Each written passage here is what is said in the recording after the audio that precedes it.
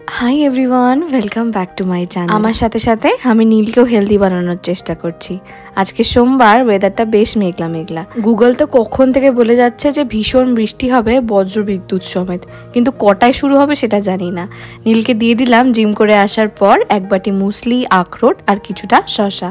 আমাদের সোসাইটির ভেতরে যে জিমটা আছে সেখানেই নীল 1 ঘন্টা কি 1 ঘন্টা থেকে কিছুটা কম সময়ের জন্য জিম করতে যায়। সারাটা দিন ওয়ার্ক ফ্রম হোম করলে বসে বসে না লিটারেলি ফ্যাট জমে যাচ্ছে, তাই জন্য ওকে কিছুটা অন্তত ওয়ার্কআউট করে সেটাকে রিলিজ করতে হবে। বাই দ্য ওয়ে, আজকে আমাদের আবার একটা পটলাক আছে। হ্যাঁ, উইকডেজেই একটা পটলাক হচ্ছে আর কি। সেটা আজকে আমার ঘরে না বা আমার দিদির ঘরে না, অন্য আরেকটা দিদির ঘরে। এক একবার এক একজনের ঘরে আমরা করি, যাতে কারোরই কোনো পটলাক মনোটনাস না লাগে। নানান জন নানান কিছু বানিয়ে আনবে, তো আমার ভাগে পড়েছে হচ্ছে ডিমের ভাপা। আগে একদিন একটা ভিডিওতে রেসিপি শেয়ার করেছিলাম, ওটা দেখে আমাদের চেম্বার অফ সিক্রেটস এর মেম্বাররা বলেছিল যে তারাও আমার হাতে ডিমের ভাপা খেতে চায়। আমিও আর দেরি করলাম না, আজকের এই পটলাকটাতেই আমি বানিয়ে দেবো ডিমের ভাপা। তবে এই ডিমের ভাপাটা বানানো এতটাই সহজ আর এতটাই এফর্টলেস, বাকি যারা যা রান্না করছে সব থেকে সহজ মনে হয় আমার এই রেসিপিটা। তোমরাও তোমাদের বন্ধুদের সাথে যদি কখনো পটলাক করো, ডিমের ভাপাটা একবার এভাবে ট্রাই করে দেখতে পারো। প্রচন্ড সহজে তো হয়ে যাবেই, আর সবাই আঙুল চেটে খাবে। প্রথমেই নিয়ে নিচ্ছি সর্ষে, কালো এবং হলুদ সর্ষে মিলিয়ে। আজকের পটলাকে না 11 জন মেম্বার আছে, তার মধ্যে 10 জন আমিষ খায় আর 1 জন নিরামিষ। নিরামিষ হচ্ছে আমার দিদি, তাই দিদির জন্য বানাবো না এই ডিমের ভাপা। ওর জন্য এই সেম রেসিপিতেই পনিরের ভাপা বানিয়ে দেবো। এখানে যেহেতু অন্যান্য কোনো পেঁয়াজ রসুনের ছোঁয়া টোয়া নেই, তাই একই মিক্সচারের মধ্যে জাস্ট ডিম অথবা যে নিরামিষ খাবে তার পনির। কতটা ইজি ভাবো। তবে সত্যি কথা বলতে এই ডিমের ভাপা বানানোর সময় যে সর্ষে নিতে হবে বা পোস্ত নিতে হবে, মেম্বার অনুযায়ী যতক্ষণ তোমরা নেবে তখন কিন্তু তোমাদের পোস্ত বা সর্ষেতে একদম কার্পণ্য করলে হবে না, কারণ পুরো রান্নাটাই বেস করে আছে এই সর্ষে পোস্তর ওপরই। দিয়ে দিচ্ছি এখন কিশমিশ। তাছাড়া পনিরটাকেও না ফ্রিজ থেকে বার করে রাখলাম। বেশ কিছুক্ষণ আগে থেকে বার না করে রাখলে ডিপ ফ্রিজের এই বরফটা কাটবে না পনিরের গা থেকে, তাই জন্য উল্টো পাল্টা মানে কাটার সময় ঠিকঠাক করে কাটাটা হবে না। সো যাই হোক, এখন আমি সমস্তগুলোকে বাটবো। এটাকে আমি সকাল থেকে ভিজিয়ে রাখিনি, এই মিক্সচারটাকে নর্মালি একটুখানি 5-10 মিনিট জলে ভিজিয়ে তারপরে মিক্সচারে ভালো করে ঘুরিয়ে নিলেই হয়ে যাবে আমাদের সর্ষে পোস্ত বাটা। ও, তোমাদের আগের একটা শর্টসে বলছিলাম না, বলবো যে আমি যে ডায়েটিশিয়ানের সাথে কনসাল্ট করে একটা ডায়েট চার্ট নিয়েছিলাম, ওটা আমি কেন ফলো করতে পারলাম না। ডায়েটিশিয়ানের সাথে কনসাল্ট করার সময় উনি যে সমস্ত প্রোডাক্টগুলো আমাকে চার্টে লিখে দিয়েছিলেন যে প্রত্যেক দিন আমাকে এটা না হয় ওটা অল্টারনেটিভ করে যে জিনিসগুলোকে আমাকে কনজিউম করতে হবে, প্রথমত তো সেইগুলো ইজি টু মেক নয়। আবার ধরো যে ধরনের সিডসগুলো দিয়েছিল বা যে ধরনের কী বলবো ড্রাই ফ্রুটসগুলো দিয়েছিল, বা ধরো যেই ধরনের আরও মানে মর্নিং ড্রিঙ্ককে যে জিনিসগুলো দিয়ে বানাতে হবে, সেই জিনিসের নাম হয়তো আমি রিভিল করতে পারবো না, বাট সেই জিনিসগুলো না যদি অ্যামাজনে আমি কিনতে যাই, এক একটা 100 গ্রামের প্যাকেটের দাম 800 থেকে 900 টাকা। মানে আমি এত টাকা দিয়ে, মানে 1000 টাকা ফিস ছিল যে ডায়েটিশিয়ানটাকে দেখেছিলাম তার, এবং তাছাড়াও 15 দিনের খাবারগুলো কিনতে আমার মোটামুটি 7 থেকে 8 হাজার টাকা লেগে যাচ্ছিল। এখন তোমরা জিজ্ঞাসা করবে যে তোমার শুধুমাত্র মর্নিং ড্রিঙ্কের কয়েকটা প্রোডাক্ট কিনতে অথবা হয়তো দামি দামি কয়েকটা ফলই কিনে নিতে 15 দিনের জন্য 7 থেকে 8 হাজার টাকা লেগে যাচ্ছিল, এটা কিরমভাবে সম্ভব? আমি তোমাদেরকে প্রথমেই বলেছি শুধুমাত্র যে মর্নিং ড্রিঙ্ক বা ফল সেটা নয়, রেগুলার টু রেগুলার যে খাওয়া, মানে কয়েকটা ঘন্টা পরপর যে মিলগুলো ছিল ওইখানেও না ইজি টু মেক খাওয়ার ছিল না। মানে যে রেসিপিগুলো দেওয়া ছিল সেই মিলগুলোকেও যখন আমি রেডি করব, সেই মিলগুলো তৈরি করতে যে প্রোডাক্টগুলো আমাকে ব্যবহার করতে হবে সেটাও নেহাতি কম দামের নয়। এবার সত্যি কথা বলতে প্রত্যেক দিন আমার ড্রাগন ফ্রুট বা অ্যাভোকাডো এগুলো খাওয়া সম্ভব না। সেটা হয়তো যত বড় ডাক্তারি দিক না কেন আমার পক্ষে সেটা অ্যাফোর্ড করাও সম্ভব। এবার যেহেতু 1000 টাকা ফিস দিয়ে আমি ডাক্তার দেখিয়েছি, একটা ডায়েট চার্ট নিয়েছি, সেটা একেবারেই প্রথম দিন থেকে ফেলে রাখবো এরকম মানসিকতার লোক আমি না। তাই কয়েকদিন অতি কষ্টে সমস্ত জিনিস কিনে এনথুসিজম দিয়েও আমি এই মানে জিনিসটা ফলো আপ করেছি, বাট জিনিসটা না সাস্টেনেবল না। তো আমি ওই জিনিসটাতে যেটাতে আমি খরচা করতে অ্যাফোর্ড করতে আমি পারবো না, সত্যি কথা বলতে সেই জিনিসটাকে আমি টিকিয়েও রাখতে পারবো না। আর আমার এই ডায়েট ফুড ফুডের খরচা চালানোর জন্য আমি তো আর অন্য কারোর ঘাড়ে ভর করতে পারি না যে আমি পারছি না, ঠিক আছে তাহলে তুমি দাও। তো আমি যেটুকুনি নিজে অ্যাফোর্ড করতে পারবো সেইটুকুনি আমি এক্সপেন্সিভ ওয়েতে খরচা করব। আমার একটু কম খরচের মধ্যে ডায়েট ফুড পেলে খুব ভালো হতো। তো সেই ক্ষেত্রে আমি ইউটিউবে না প্রচুর ভিডিও দেখতাম যে কম খরচে প্রত্যেক দিনের মিল প্ল্যান কি হতে পারে পিসিওএস যাদের আছে তাদের জন্য। তো অনেকের ভিডিও দেখেছি এবং তারপর এই মুহূর্তে দেখো মার্চ মাসের এন্ড থেকে এই এখন এপ্রিল মাসেরও এন্ড হতে যায়, এই টাইম পর্যন্ত আমি টানা একটা ডায়েট প্ল্যান ফলো করছি এবং সেটা কিন্তু কোনো রকম ডাক্তার, নিউট্রিশনিস্ট, ডায়েটিশিয়ানের দেওয়া নয়, শুধুমাত্র ইউটিউব দেখে আমি ফলো করছি। ট্রাস্ট মি অর নট, আমি প্রচণ্ড ভালো আছি, কিন্তু আমি সেই রেসিপিগুলো কী কী করছি সেগুলো এখন তোমাদেরকে শেয়ার করব না। আমার বেশ অনেকখানি ওয়েট লস হয়েছে এবং তার প্রত্যেকটার ফটো আমি নিয়ে রেখেছি ঠিক সময় মতো। মানে আমি যখন 10 কেজি লুজ করে যাব সেই দিনকেই, সেই পার্টিকুলার সেই দিনকেই আমি তোমাদের সামনে একটা ভিডিও নিয়ে আসব।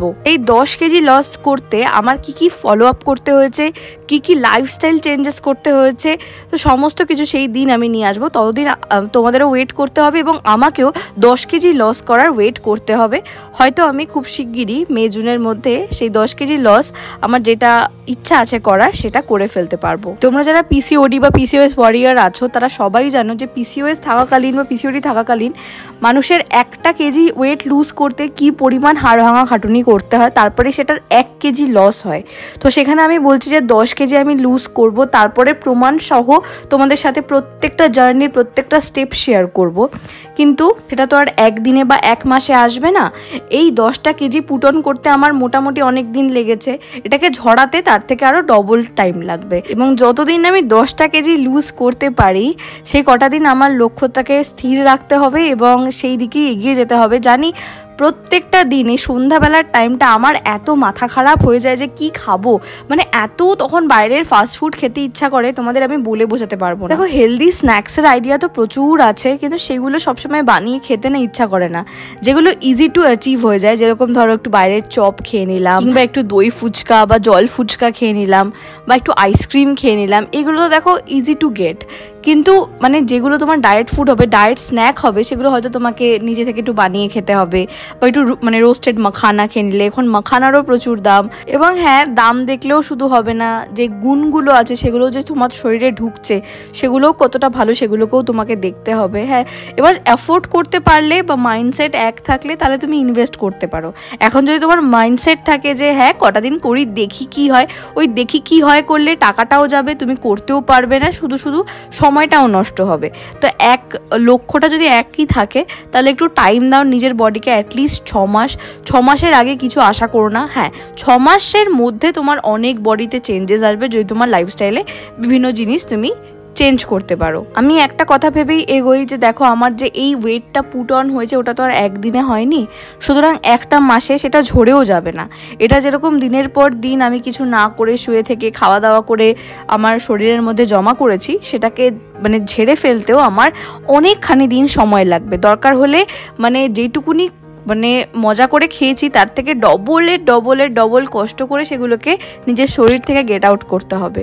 তো হ্যাঁ, সেটার জন্য পরিশ্রম যেরকম আছে, একটু খরচা সেরকম আছে, ঠিক সেরকমই একাগ্রতা থাকাটাও কিন্তু প্রচণ্ড দরকার। আমার মনে হয় হুট করে নিজের গোল অ্যাচিভ করে নেওয়া, মানে ওয়েটটাকে কমিয়ে ফেলার থেকে আস্তে আস্তে নিজের বডিটাকে তোমার সে আগের শেপে নিয়ে যাওয়াটা অনেক ভালো।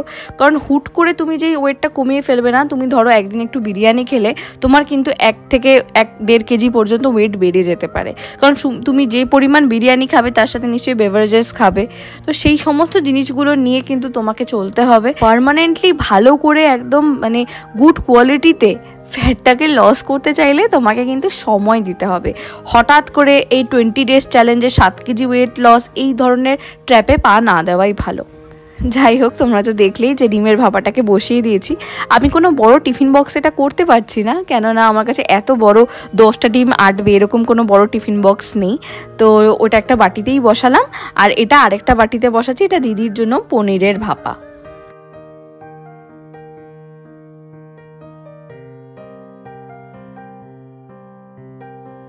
এগুলোকে বসিয়ে দেওয়ার পর তো বেশিক্ষণ সময় লাগে না, 20 থেকে 25 মিনিট ভাপে রেখে দেবে। তারপরে গ্যাসটা অফ করার পরও আরও 10 থেকে 15 মিনিট কিন্তু একইভাবে একটা স্ট্যান্ডার্ড টাইমে রেখে দিতে হবে। তাহলে কিন্তু তোমার ভাপা ডিম বা ভাপা যে কোনো, ভাপা ফিশ হতে পারে, ভাপা চিকেন হতে পারে, ভাপা পনির হতে পারে, যেটা ছানার কোফতাকেও তোমরা ভাপা করে এরমভাবে পরিবেশন করতে পারো, খুব ভালো হয়। এমনিতেই ছানার পকোড়া কত ভালো লাগে, সেটাকে যদি এরমভাবে ভাপা করে হয় দুর্দান্ত। দেখো আমার রান্নাটা হয়ে গেছে, পনিরের ভাপাটা হচ্ছে এটা, দেখতে তো দুর্দান্ত হয়েছে, ওপরে তেলটা ভাসছে। এরপর দেখাবো ডিমের ভাপাটা কিরকম হয়েছে।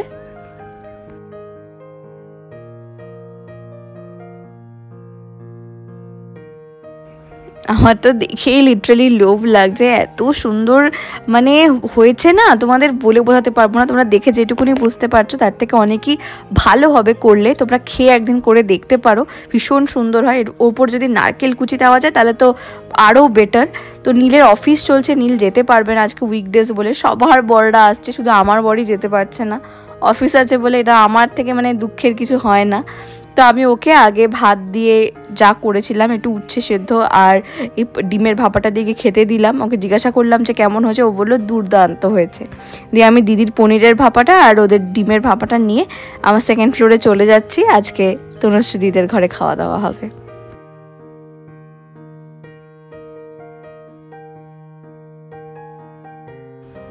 ছোট বাচ্চা যারা আছে তাদেরকে আগে খেতে বসিয়ে দেওয়া হয়েছে, আমরা ওদের খাওয়া দাওয়া হয়ে গেলে সবাই মিলে একসাথে নিয়ে খেয়ে নেব। নীল তো খাওয়া দাওয়ায় জয়েন করতে পারলো না, তাই আমি যা রান্না করেছিলাম ও সেটা দিয়েই খেলো। এখানে ডাল 2 ধরনের, শুক্তো দিদি করেছে, মাংস তনুশ্রী করেছে, আমি 2টো ডিমের ভাপা করেছি আর পনিরের ভাপা করেছি, তাছাড়া চাটনি স্যালাড সমস্ত। নীল তো খেলো আমার রান্নাটা। এরপরে রাত্রে এখান থেকে যা বাঁচবে সেগুলো রাত্রিবেলা এসে নীলের অফিস শেষ হয়ে যাওয়ার পর ও খাবে। খাওয়া দাওয়া হয়ে যাওয়ার পর লিটারালি সবাই শুয়ে পড়েছে। নীল মাঝখানে একবার এসে এই পেপার বোটের স্পার্কলিং ওয়াটারগুলো কিনে দিয়ে গেছে। এগুলো খেতে অতটা ভালো হয় না, মানে একদম চিনি থাকে না, তো তাও মানে ঠান্ডা খেতে যদি চাও তার জন্য হেলদি এটা অনেক অপশন। সাগরিকা দি রসমালাই ফ্লেভারের এই সুন্দর আইসক্রিমটা লাস্টে খাওয়ালো। আজকের দিনটা কিন্তু রাত অবধি খাওয়া দাওয়া হয়েছে, তবে আমি দুপুর অবধি খাওয়া দাওয়াটাই দেখালাম, রাত অবধি ভিডিওটা টানার আমার সহ্য শক্তি ছিল না। আজকের ভিডিওটা তাহলে এখানেই শেষ করছি, নেক্সট ভিডিওতে দেখা হবে। তোমরা সবাই ভালো থেকো, সুস্থ থেকো, আমার চ্যানেলের সাথে থেকো, আর ভিডিওটাকে প্লিজ একটা লাইক করে দিও। ওকে, বাই।